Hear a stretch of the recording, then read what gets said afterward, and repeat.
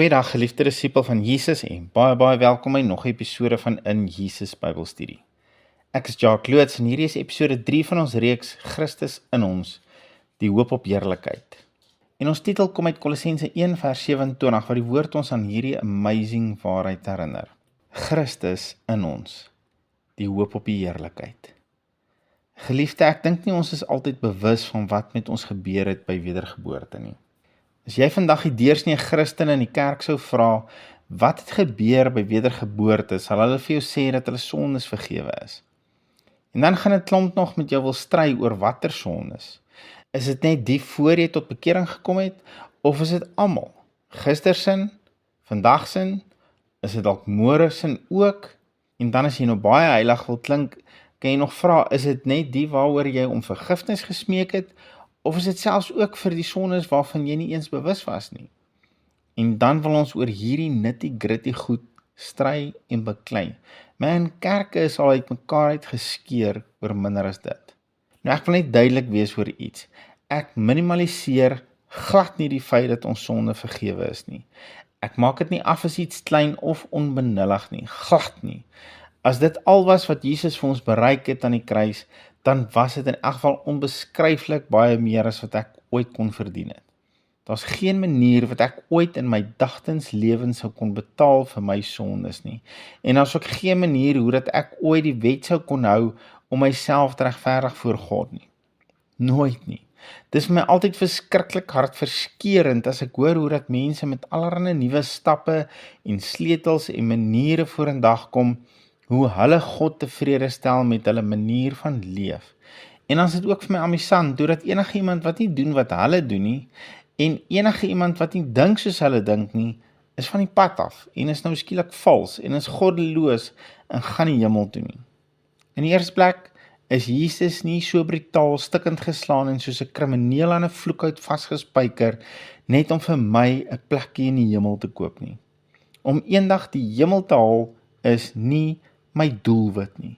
Nêrens lees ek dat Jesus sê dit moet ons doelwit wees nie. Nêrens. Ons moet wel 'n ewigheidsingesteldheid hê. Ons moenie so lewe asof hierdie paar jaar op aarde die enigste is nie. Maar daar is verseker baie meer, as om net eendag by die perlekke te kom en Paulus te high-five en te sê, "Sjoe, ek het dit darm gemaak." As dit al was, hoekom leef Christus dan in ons? As die vergifnis van ons sondes al was, en die leef van 'n perfekte morele lewe al was, hoekom leef Christus dan nou in my? Hoekom wag hy net vir my in die hemel nie? Hoekom het ek nou in hierdie lewe nodig om die hoop op die heerlikheid in my te hê? Hoekom het ek nou in hierdie huidige wêreld nodig om die absolute vaste versekering te hê dat ek die manifestasie van God se karakter deur sy krag hier in hierdie lewe sal sien en ervaar en ek dra dit binne in my? Is dit moontlik dat daar meer is? Is dit moontlik dat daar met wedergeboorte meer gebeur het en dat God 'n groter plan het vir my en vir jou nou in hierdie lewe?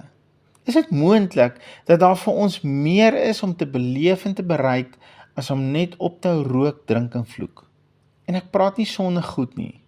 Ek sal ook nooit nie. Sonde is stupid. As jy sonde in jou lewe het, los dit, raak ontslae daarvan, hardloop weg daarvan af, dit is stupid. Dit maak jou hart hard vir die dinge van God. Gooi dit van jou weg. Maar daar moet verseker meer wees as dit wat ons nou beleef. Ek wil jou vandag net met hierdie vrae los en jy vra 'n bietjie hieroor na te dink. Is dit wat ek tot nou toe beleef het as 'n Christen? Is dit al wat daar is? Of is daar meer? Is ek besig om uit te mis? Is dit moontlik dat Jesus vir my vir iets betaal het wat ek nog nie beleef in hierdie lewe nie? Is dit moontlik dat hy meer vir my het en meer deur my wil doen? Is dit moontlik? Here Jesus, vandag eindig ek dalk op 'n snaakse manier met hierdie vraag. Maar ek bid dat u Gees in elkeen wat na hierdie boodskap luister, dat u Gees dit in hulle sal wakker maak. Daar is meer. Daar is verseker meer. En help my in die boodskappe wat vorentoe kom, dat ek hierdie meer in woorde sal kan uitdruk, soos wat U dit bedoel het in U woord. Dat U Gees my woorde sal gebruik en U woord aan mense sal verduidelik, sodat daar 'n honger en 'n begeerte in ons wakker sal word na die meer waarvoor U vir ons betaal het aan die kruis. Ek eer U, Here, U is so goed vir ons. Aan U al die lof en eer tot in ewigheid. Amen. Geliefde van Jesus, as jy dalk meer oor ons bediening wil uitvind, kan jy na ons webwerf toe gaan by injesus.co.za. As jy dalk op 'n ander manier van ons gehoor het, onthou, hierdie boodskappe word ook uitgestuur op Spotify, so jy is welkom om ons daar te volg, en jy kan ook daarna 'n klomp van ons vorige boodskappe gaan luister onder In Jesus Bybelstudie. Onthou maar net, as jy na ons soek op sosiale media, In Jesus skryf ons altyd met een woord. En bo alles, onthou, hou jou oog op Jesus en jou neus in sy woord. Shalom.